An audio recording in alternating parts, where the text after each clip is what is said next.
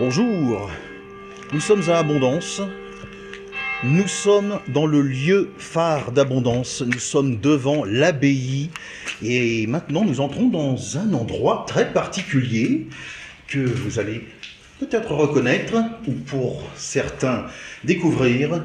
Nous sommes accueillis par Laure. Bonjour Laure. Bonjour. Merci de nous accueillir. Bienvenue. L'endroit où nous nous trouvons, c'est quoi exactement par rapport à l'abbaye ? Alors ici, on est un petit peu dans la cour intérieure justement de cette ancienne abbaye. C'est un petit peu l'espace caché finalement, puisque quand on arrive dans le village, on est face à ce grand bâtiment qui domine, qui est au centre. Et puis ici, c'est l'espace préservé, donc c'est l'espace de méditation, c'est l'espace silencieux ici, dans lequel les religieux, quand ils étaient ici, priaient, méditaient et pouvaient également bénéficier des espaces extérieurs, puisque respectant la règle de clôture, ils n'avaient pas le droit de sortir de l'enceinte monastique. Tout à fait. Donc, on a compris que maintenant, on se trouve dans le cloître de l'abbaye d'Abondance.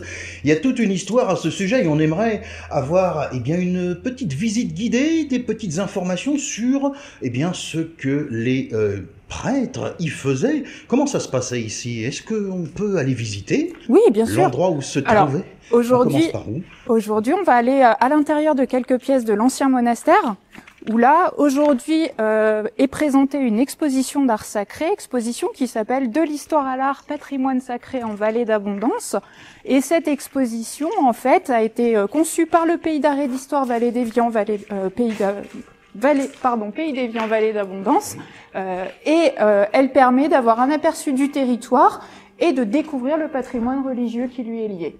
Donc c'est par là qu'on va commencer, mais avant ça, peut-être quand même quelques mots sur l'histoire générale pour dire tout simplement que cette abbaye, elle a été fondée au XIIe siècle par des chanoines de Saint-Augustin, qui venaient d'une abbaye voisine, l'abbaye de Saint-Maurice en Valais, et qu'ensuite elle a été occupée par des moines cisterciens jusqu'à sa fermeture définitive à la fin du XVIIIe siècle. Et désormais, le site est un bâtiment communal, avec de multiples usages, notamment la mairie, le presbytère, l'office de tourisme par exemple, l'école de musique et une petite place pour les activités culturelles. Très bien. Alors là maintenant dans ce premier couloir, qu'est-ce qu'on découvre? Il y a pas mal d'objets ici. Quelques objets, effectivement, mais surtout ici une présentation du territoire avec ce très grand meuble qui replace en fait le territoire et la vallée d'Abondance avec les 6 villages qui sont présentés et puis des objets qui sont assez significatifs de chacun de ces villages à l'intérieur. Très joli. La pièce principale, je dirais, c'est celle dans laquelle on va pouvoir entrer dans quelques minutes. Ici, c'est l'ancien chauffoir du monastère. C'était la seule pièce qui était chauffée pour les religieux. Donc en plein hiver, on comprend pourquoi finalement on préfère cette pièce-là. Donc je vous le disais, aujourd'hui, un espace d'exposition qui permet de mettre en valeur de très nombreux objets. Et parmi les pièces les plus importantes, ici, vous avez 2 notamment objets qui datent du XVe siècle. Un très beau livre de chants, un manuscrit ici, donc qui regroupe l'ensemble des chants liturgiques, chants grégoriens. Et puis vous avez également au centre de la pièce ici le calice, qui date lui aussi du XVe siècle et qui a été l'objet principal, en tout cas utilisé par l'abbé Guillaume de Lugrin, qui a été un des grands abbés ici, qui a dirigé les communautés religieuses au début du XVe siècle. Si on se retourne, ici vous avez également un petit aperçu de certains des tableaux, des peintures de la collection, avec celui-ci qui est assez particulier parce que finalement il présente des motifs sur ses 2 faces. C'est assez rare d'avoir un tableau recto-verso. Donc il est plutôt sympathique à regarder. Et puis quand on suit le labyrinthe de ces petites pièces, on arrive ensuite jusqu'à la cellule, la reconstitution de cette ancienne chambre finalement religieuse ici. Alors reconstitution qui est plutôt un réaménagement d'une cellule de la fin du XVIIIe, début du XIXe siècle. Mais en tout cas, on a une bonne idée de l'ambiance dans laquelle vivaient justement les moines à cette époque-là. Tout à fait, c'est une atmosphère effectivement de cloître. On essaie de se rendre compte de la dimension de ce lit qui est très peu large. Oui, effectivement. C'est ce qu'on appelle la vie monacale. Exactement. Donc on a une deuxième cellule ensuite qui sert plutôt de lieu d'exposition et qui permet de découvrir un petit peu le site avant qu'il ne soit restauré, qu'il ne soit classé au titre des monuments historiques en 1875. Et puis le parcours d'exposition va se terminer ici par cette galerie qui va présenter notamment l'essence même de la collection ici du site, avec de très beaux vêtements, de somptueux textiles ici, qui ont été les textiles portés par les prêtres, en tout cas par le clergé catholique, avant la réforme des années 1960 dans la liturgie. Il y a un certain nombre de pièces de vêtements, effectivement, ici. Hein, vous avez plusieurs vitrines. Donc, rappelez-nous qui portait ces vêtements. Alors ici des prêtres plutôt. Hein, c'était pas les vêtements des moines, qui sont des vêtements beaucoup plus austères, beaucoup plus rigoureux, des tuniques, hein, bien souvent assez de différentes couleurs, mais noir, marron, blanche. Ici, on a plutôt des vêtements extrêmement fastueux, extrêmement riches, hein, précieux, avec de très beaux tissus ici, et puis souvent ces couleurs plus ou moins dorées. Alors les couleurs changent selon les périodes de l'année en termes liturgiques. Et puis, en fait, ici, ce que je voulais vous dire pour rebondir sur ce que vous disiez tout à l'heure, c'est que il y a des vêtements, mais en fait, il y en a que quelques-uns. L'essentiel de la collection se cache dans les réserves, bien à l'abri. Et il y a à peu près plus de 1000 pièces textiles comme celle-ci qui sont aujourd'hui entreposées dans nos réserves.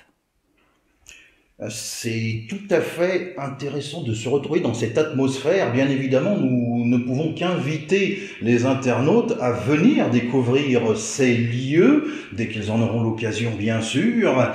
Nous allons continuer, sans doute finir la visite du cloître. On repasse par cet espace. Donc on va retraverser cette galerie avec la présentation de la vallée, les différents villages. Et puis, on va aller peut-être observer ces fameuses peintures murales qui sont quand même un petit peu le clou du spectacle, hein, le joyau ici à l'intérieur de notre site. Eh bien, il y a vraiment une atmosphère tout à fait historique et mystique, bien évidemment, dans ces lieux. Et nous allons en savoir davantage sur ces peintures maintenant qui se trouvent ici, là, dans la cour. Dites-nous-en davantage alors. Alors à l'origine, ici, sous les galeries du cloître, il était présenté un cycle de peintures murales. On avait 24 scènes qui présentaient l'ensemble des épisodes de la vie de la Vierge Marie. Ces peintures, pour nous, elles sont essentielles. Elles datent du début du XVe siècle. Donc on a vraiment un travail qui est encore dans un très bon état de conservation, hein, comme vous pouvez le voir, et qui est extrêmement ancien. Ici, c'est un des rares témoignages, en tout cas, de aussi ce travail artistique qui avait cours dans le duché de Savoie, justement, à l'époque médiévale. Et moi, je voulais m'arrêter sur deux peintures un petit peu plus en particulier, si vous le voulez bien. C'était celle-ci, notamment, une présentation ici de la nativité, la naissance de Jésus, l'épisode qu'on connaît plus ou moins tous, hein, finalement, dans notre imaginaire. Mais ce qui est très intéressant, me semble-t-il, dans cette peinture, c'est que finalement, c'est presque une photographie de la Savoie qui nous est présentée, et je dirais même une photographie de ce qui se passe tout de suite en dehors des murs de l'abbaye, puisqu'elle est transposée, cette scène, dans un paysage local. Regardez les montagnes à l'arrière-plan, avec ces sommets que l'on distingue particulièrement bien.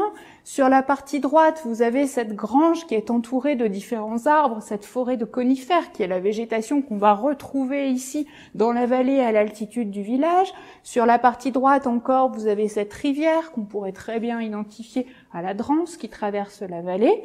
Et puis, ce qui abrite la scène religieuse, finalement, c'est cette étable, hein, cette espèce d'abri légèrement ouvert avec cette charpente qu'on peut retrouver dans l'habitat traditionnel de la vallée. Et peut-être, puisque là il y a plusieurs interprétations, mais si vous regardez la toiture justement de cette étable, on pourrait penser à de l'ardoise peut-être ou du tavaillon, mais en tout cas on préfère dire de l'ardoise puisque finalement ça se retrouve avec le toit du cloître qui est juste derrière nous et qui lui aussi est couvert d'ardoise. En effet, oui, c'est une ardoise vraiment spécifique hein, qui est utilisée ici, hein, on a pu l'observer. C'est une ardoise un petit peu en relief par rapport à ce qu'on a l'habitude de voir. Hein. C'est assez particulier. Et puis il y avait une deuxième peinture peut-être qui est Exactement. très intéressante. Exactement. Là encore, c'est parce que cette peinture, finalement, elle nous montre que les peintres se sont imprégnés un petit peu de ce qu'ils avaient sous les yeux et finalement les épisodes religieux ont été délocalisés. La localisation a complètement changé. Ici, on a affaire à l'épisode de la fuite en Égypte. Seulement, si on y regarde de plus près, le fond, ce paysage qui accueille l'épisode religieux, eh bien c'est le duché de Savoie. C'est donc notre territoire ici qui est mis à l'honneur. Peut-être aussi une façon de valoriser, de remercier le duc de Savoie qui aurait pu participer comme commanditaire, mécène, à l'ensemble de la réalisation de ces peintures. Et cette étendue d'eau que l'on retrouve ici au centre de la peinture, c'est le Léman ici, qui est tout simplement figuré.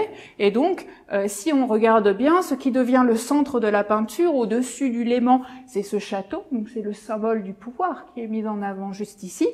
Si on s'intéresse aux détails, on a une multitude d'indices qui nous montrent que dans ces pays de Savoie, finalement, le commerce était extrêmement dynamique, extrêmement florissant. Vous avez les barques sur le Léman, les péages qui sont comme ça à l'entrée finalement de ces cours d'eau, fleuves, rivières. Vous avez également un petit fromager qui se déplace avec sa plaque de fromage sur le dos. Et puis vous avez aussi les symboles de la justice qui a été bien marqué ici dans la peinture, avec notamment sur la petite colline, sur la partie supérieure droite, ici un pendu qui gît au bout de la potence. Donc on a quand même voulu, dans une seule et même image, nous montrer que c'était un superbe état, les États de Savoie, mais qu'en plus il fallait quand même bien respecter le cadre qui était donné justement par les autorités.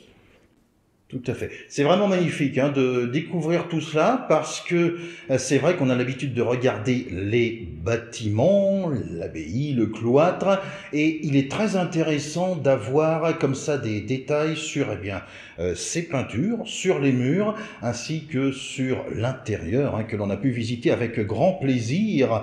On va vous remercier vraiment beaucoup, Laure, pour cette visite du cloître de l'abbaye d'Abondance. Nous invitons vraiment tous ceux qui ont apprécié, on sait qu'ils sont nombreux, à bien venir dès que vous en avez l'occasion, ici même, dans ce pays d'abondance, pour redécouvrir toutes ces merveilles. Merci à nouveau à tous les internautes.